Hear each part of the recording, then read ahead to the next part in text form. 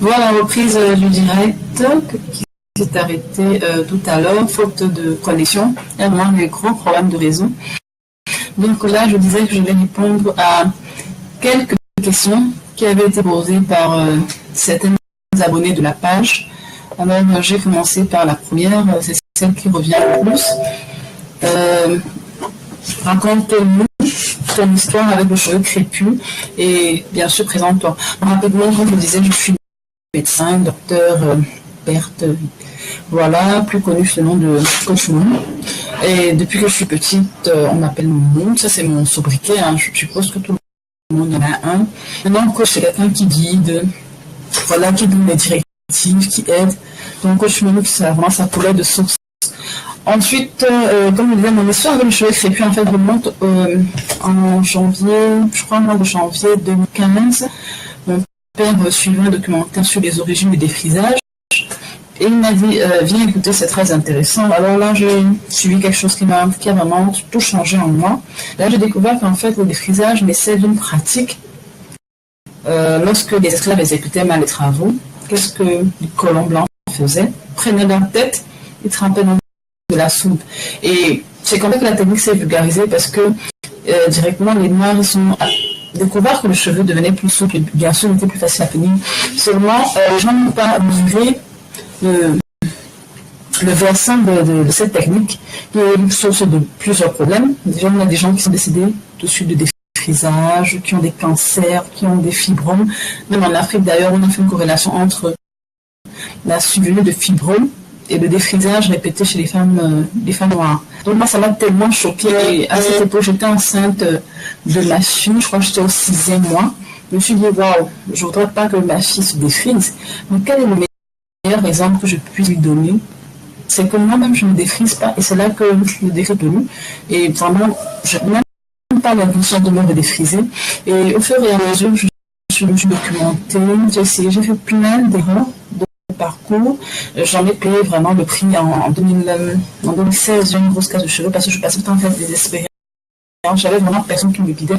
Et c'est là que m'est venue l'idée de créer comme une certaine chaîne en fait pour aider les filles à redevenir crépues, parce que je suppose qu'il y a plein d'autres filles dans mon cas qui voudraient redevenir crépues mais qui ne savent pas trop comment s'y prendre, comment entretenir leurs cheveux. Donc voilà, c'est comme ça que je me suis lancée dans cette belle aventure. J'ai ouvert cette page qu'on appelle au départ c'était ma transformation NEPI, coaching personnalisé, qui au fur et à mesure je me suis dit je me transforme, plus là je suis vraiment déjà natural and happy. Donc NEPI Banisher, coaching personnalisé est né. Voilà, donc ça c'était la première question. Ensuite il y a une autre question sur comment en fait allier le devenir de cheveux crépus et on va dire quoi, la profession. Moi, je veux dire tout simplement qu'en fait, on ne cherche pas à plaire aux gens, on est qui on est.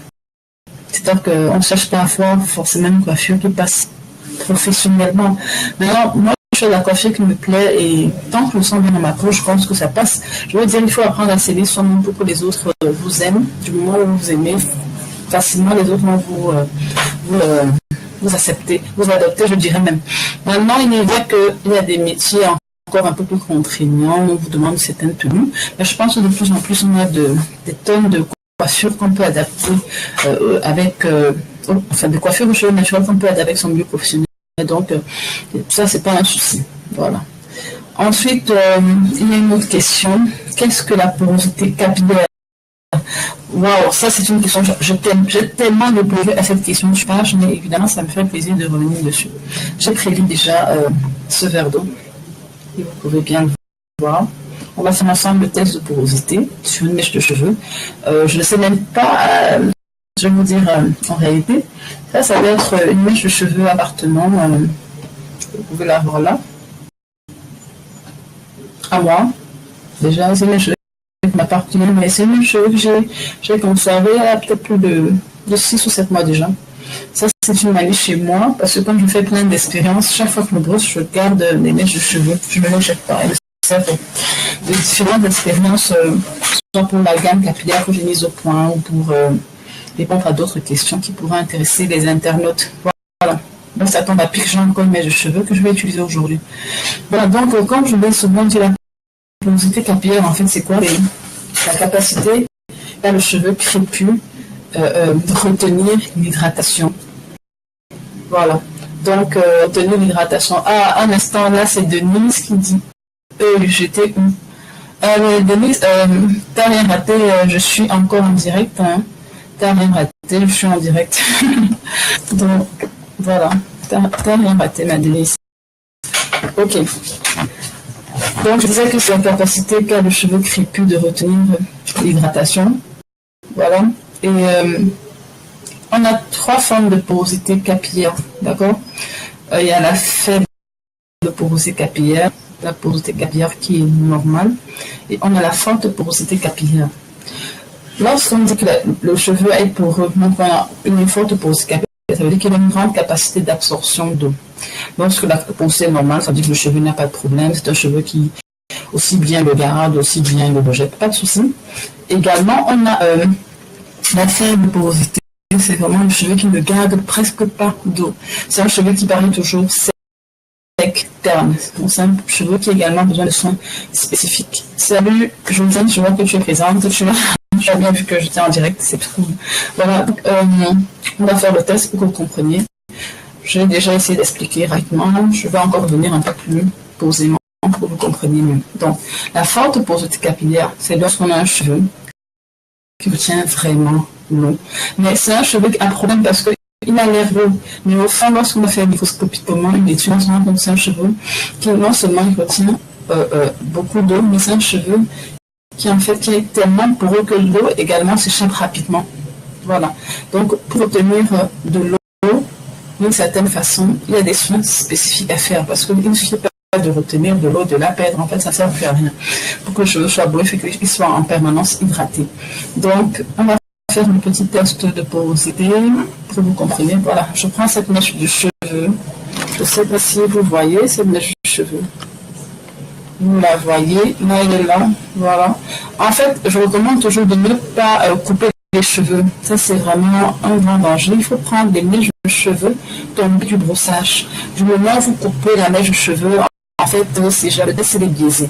Donc là, j'ai pris cette mèche de cheveux, juste pas beaucoup, moi je n'ai pas besoin de beaucoup. Je prends cette mèche de cheveux qui est tombée du brossage. Voilà la mèche de cheveux. Je vais la mettre dans un verre d'eau, celui-là, verre d'eau, qui est rempli aux 3 quarts, comme vous pouvez le constater. Vous voyez? J'espère que vous voyez.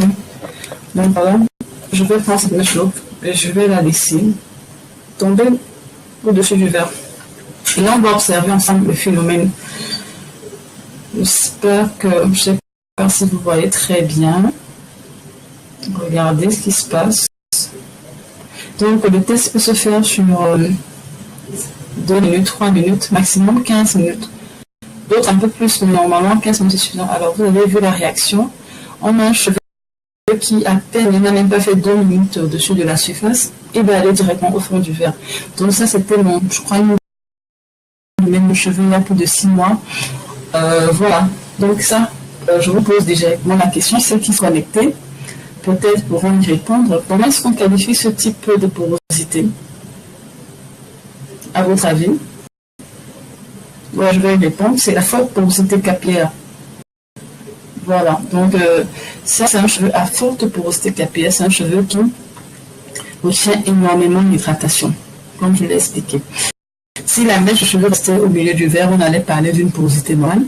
Si la mèche de cheveux au milieu, je veux dire, si elle restait vraiment juste au-dessus, c'est-à-dire le cheveu sur une nageoire, on allait parler d'une faible porosité. Et en fonction de ces 3 types de porosité, il y a des soins spécifiques différents. Je vais les développer en long et en large sur mon blog. Vous pouvez taper www.mbnbycoachmou.simplesite.com. Vous allez à la rubrique Hair Care. Vous allez trouver tout un sujet qui a développé en fait des soins à apporter aux cheveux en fonction de leur porosité. Je n'aime pas les dire qui sont trop longs, hein, donc on pourra en discuter un peu plus longuement, je veux dire en privé ou alors sur la page si vous voulez. On va passer peut-être à d'autres questions. Ah, Mylène est connectée. Bonsoir Mylène. Josine, malheureusement ta connexion dérange. C'est dommage. C'est dommage. Dommage. Voilà.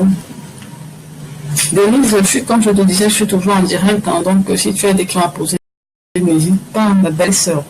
D'ailleurs, même entre-temps, je n'ai pas de nouvelles de tes cheveux, hein, tu m'as toujours rien dit. Bon, j'espère qu'elle se porte bien.